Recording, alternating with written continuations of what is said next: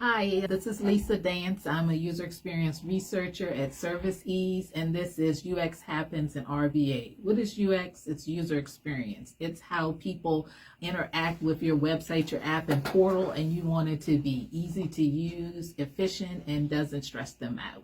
And here today, I have Tobin Ward. Tobin and I worked together previously in-house, and now we're independent researchers. Now, I'm a user experience researcher. Tobin's a qualitative market researcher. Now, why I had Tobin on is because last time Mike and I talked about marketing versus user experience, and I thought today we would dig a little bit into the different research methods for someone who's on the UX side versus someone on the marketing side. We both do surveys and interviews. But Tobin does focus groups and I do usability testing, and those are different. So Tobin, let's start off and get a little introduction. Can you tell me about yourself? Yeah, absolutely. So thank you for having me here today. My name is Tobin Ward, and as Lisa said, I am an independent market researcher.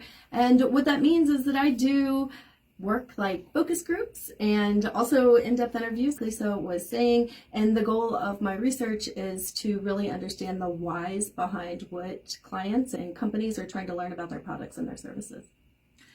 And one thing that I think you and I both agree is that research is important for companies to make good decisions, right? Absolutely. And if they don't do research or they do research poorly, they can have really expensive mistakes. Absolutely. Because you may be trying to offer the wrong product to the wrong customer, or it's a website or a product is not usable, and that's not what we want to do. So we're going to dig in today and talk a little bit about those methods.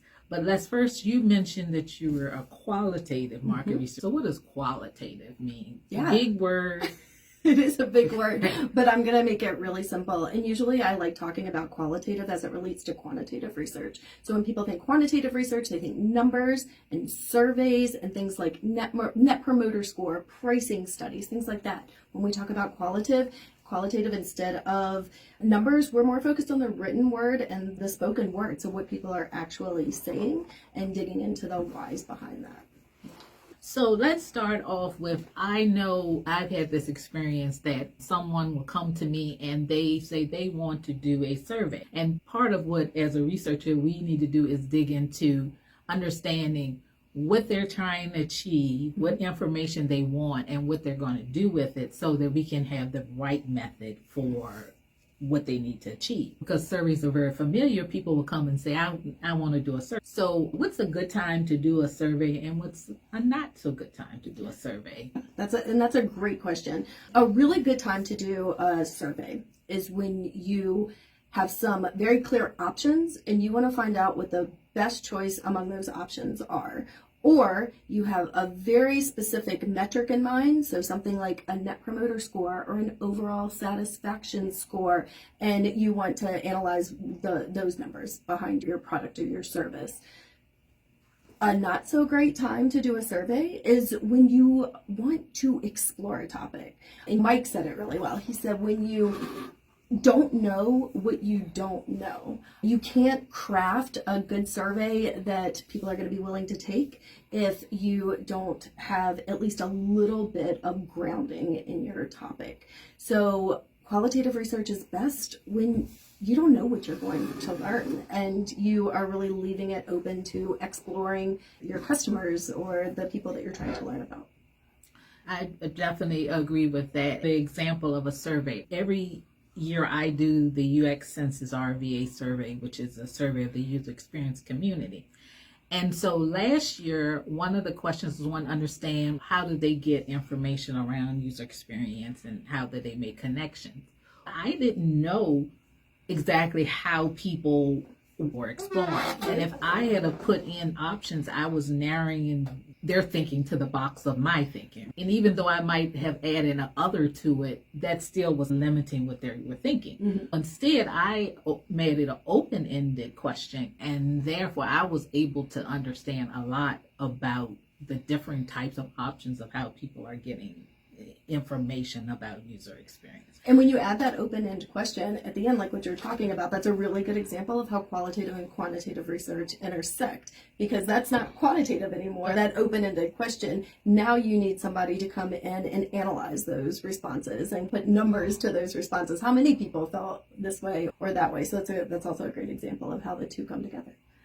And one thing that's really important, and we've talked about before about surveys, is that how you write the question and how clear it is, right? Because with a survey, there isn't someone there that you can ask, what did you mean by that? So the question is open to interpretation. Exactly. And if you get bad data because people don't understand the question, then you're acting on it. Or you're going to have to redo that entire survey once you find out, because once you send a survey out to the world, you can't go back in and change your responses as easily as you can in maybe an interview or the next focus group that's going to come up. Absolutely. And one thing that we do when we do a survey is before we send it out to the world, we do a what? Oh, a double check. Like, we'll get somebody else's eyes on that. We never send anything out without Lisa looking through it and practicing, and a couple other friends as well. You need to see what people are actually going to say. When I send surveys out, Tobin has been my go-to person to make sure that is this reading really clearly. And you need to palette it with people who aren't familiar with the topic because they know what you're trying to ask. Yes, my husband's taken lots of very unapplicable surveys in his life just to give me some feedback on what I've been doing. So let's talk about interviews. You and I both do interviews. This is where we come together for sure. So what's a good time to do an interview versus a bad time? And you can give an example of a project. Interviews are useful in a number of situations. If the topic is ever something of any type of sensitive nature, I will always recommend an interview. If the topic is something that we would like to ask several layers of why about, I would recommend an interview. And here's why. In a focus group, a lot of times what's going to happen is you're going to ask a question and your group's going to take over the conversation, which is great in some ways. And I know we're going to talk about focus groups later, but in a lot of ways that would be not good for types of research you're learning when the group takes over talking. So when you are really trying to get to the bottom of something instead of exploring something on a higher level, then an interview is going to get better because you can go a lot deeper with that one person. Okay, can you share the story about you doing interviews for, was it about hair? Yes, this actually happened recently. It was for a hair care company, and one of the products that they sell has to do with hair thinning. So they wanted to speak to people who were going through the beginning and middle stages of losing their hair. And that's a very sensitive topic, and it's something that a lot of people don't like to talk about, and it's something a lot of people hide with hair pieces and things like that, and we would never even know about it. So when we got 7 complete strangers who were just starting this journey of hair loss together, they were very apprehensive to talk about that topic. It took a whole lot of work to get them warmed up together into a group and to understand that they were all going through the same thing.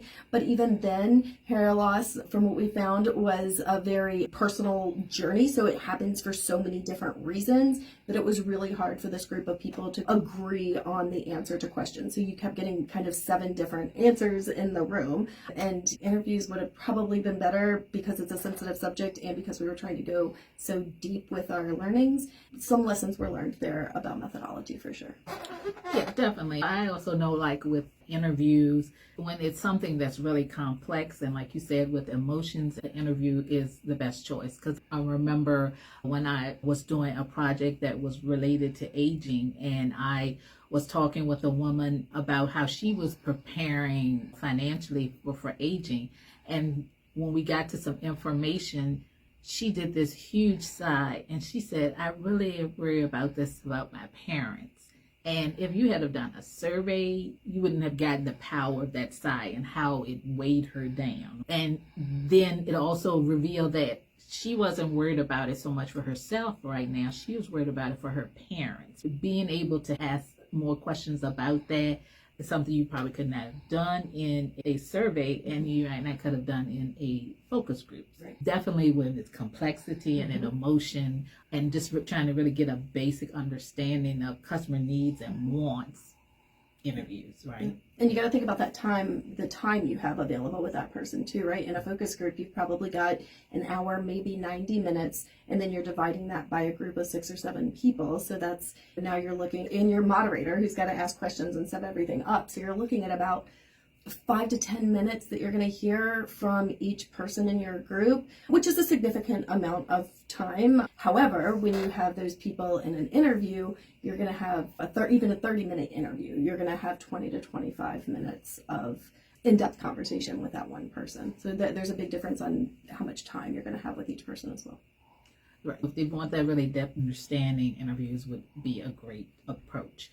So let's talk about focus groups. Now, as a user experience researcher, I don't typically do focus groups because when I'm trying to understand how somebody looks for information on a website or app, that's an individual choice, right? And so having a group decide that we would look at this way would actually be helpful. That would right? actually be chaos. Yes, yeah. You go this way, go that way, go this. I use usability testing for that case.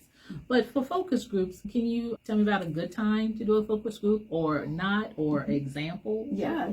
And I'll actually start by comparing it back to interviews, right? Because focus groups, they're going to take a lot less time because you have 1 hour with those folks, 90 minutes maybe. You can get your entire set of research. You can get 4 focus groups done in one day. Boom, you're done. And then your clients can get their learnings and move on. Sometimes interviews, to get 20 people scheduled, that's going to take you days, if not weeks, to accommodate for all that time. One great time to use focus groups is when I have one day to do research. I have one day that all my key stakeholders are going to be available to watch and learn. So that's really a good time to do them.